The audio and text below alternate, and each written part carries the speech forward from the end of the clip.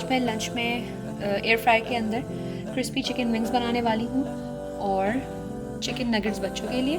Simple میں نے اس میں مسالے ایڈ کیے ہیں بچوں کے لیے. سمپلی اس میں گارلک پاؤڈر ہے, بلیک پیپر پاؤڈر ہے, سالٹ ہے, تھوڑا سا چلی سوس, سویا سوس اور بس. اور میں ابھی اوپر سے اس کو فرائی کرنے سے پہلے اس میں بیسن ایڈ کر دوں گی, کارن فلاور ایڈ کر دوں گی, میدا ایڈ کر دوں گی اور تھوڑا سا بیکنگ پاؤڈر.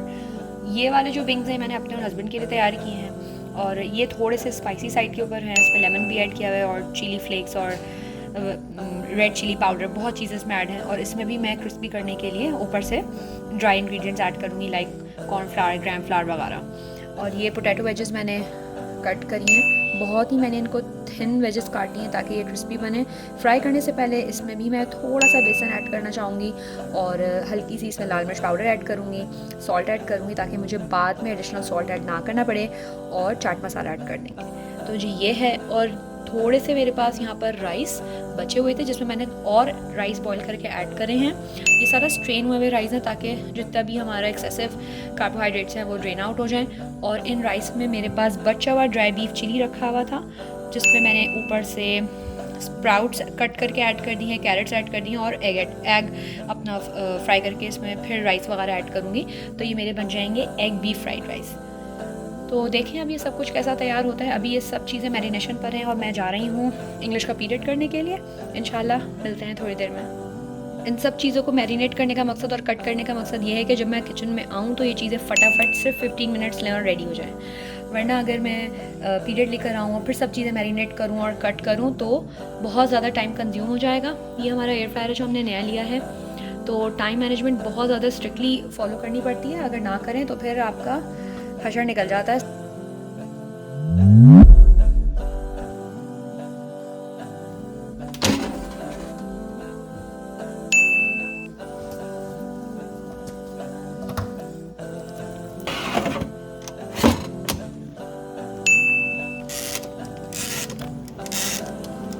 میں اس کو تھوڑا ہائی پہ رکھوں گی. یہاں پر میں نے ونگس کو 20 منٹس ایئر فرائنگ پہ لگایا ہے اور ٹیمپریچر میں نے رکھا ہے 160. یہ میرے خیال سے 180. تھوڑی دیر میں اس کو 200 پہ کر دوں گی.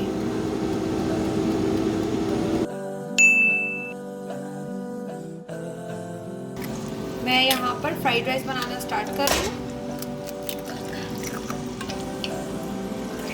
اور تیل میں نے زیادہ گرم نہیں کرا ورنہ سب چیزیں جل جاتی ہیں.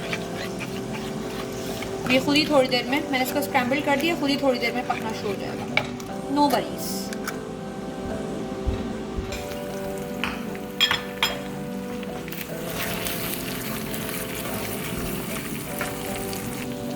اب اس میں نے تھوڑی سی کالی مرچ ایڈ کری ہے اور دل چاہ رہا ہے تو نمک بھی ایڈ کر دیتے ہیں, حالانکہ ضرورت نہیں کیونکہ بیف چلی میں میرے پاس سالٹ ہے آلریڈی. یہ ہلکا سا اسکریمبلڈ ہو گیا ہے ایگ, اور کچن میں لائٹ بہت مجھے کم فیل ہو رہی ہے کیونکہ باہر سنو ہو رہی ہے, کلاؤڈی ہو رہا ہے ویدر. اور اب میں اس میں پیز ایڈ کر دوں گی. ماشاء اللہ سے انتہائی فروزن پیز ہیں جس کو مجھے لگ رہا ہے بھلانے میں مجھے 1 سال لگ جائے گا, لیکن پریشانی کی کوئی بات نہیں ہے. ہم سب کچھ ایک ساتھ اکٹھا ایڈ کر دیں گے. اور جب میں کام کرتی ہوں تو انتہائی افراتفری میں کام کرتی ہوں. سب کچھ ماشاء اللہ سے بہت پھیلا پھولو کے, اور پھر بعد میں مجھے خود ہی صاف کرنا پڑتا ہے اس کو.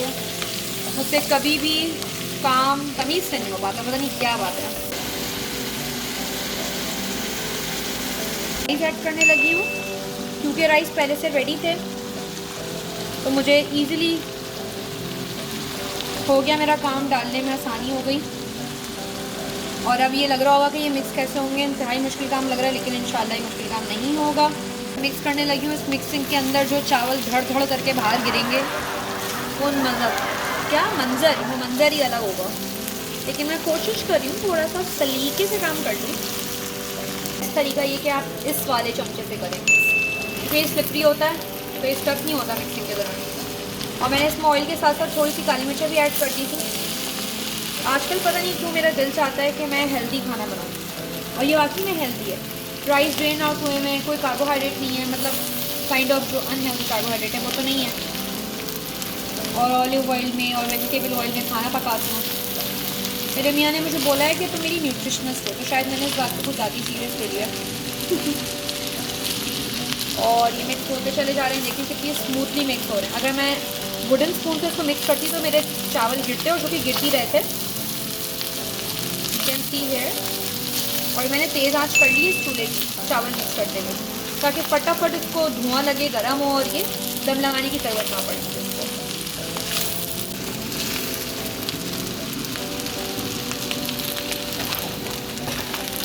चावलों को थोड़ी देर दम लगाने के लिए मैं ओवन में रख देती हूँ ताकि अच्छे से हो जाए, क्योंकि जब मैंने उनको चखा तो मुझे हार्ड लगे वो। तो अब ये सिर्फ 10 मिनट के दम होंगे और रेडी। अच्छा जी, चिकन को देखते हैं कि चिकन कैसी तैयार हुई है। माशाल्लाह से अच्छी तरह चिपक चुकी है एक दूसरे से, जिसको अलग करने के लिए मुझे लग रहा है बहुत मेहनत करनी पड़ेगी, लेकिन नहीं, ऐसी भी कोई ख़ास मेहनत की ज़रूरत नहीं है। थोड़ा सा इसको मैं पोजीशन इनकी चेंज कर देती हूँ ताकि ये हर साइड से कुरकुरी हो जाए। चलिए अब इसको फुल आंच में कर लेते हैं। एक सेकेंड, फंस रहा है, ये हो जाता है किचन में, ऐसी चीज़ें happens।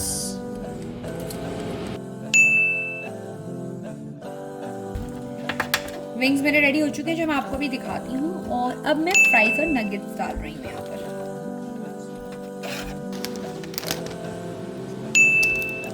बहुत ही क्रिस्पी विंग्स तैयार हैं।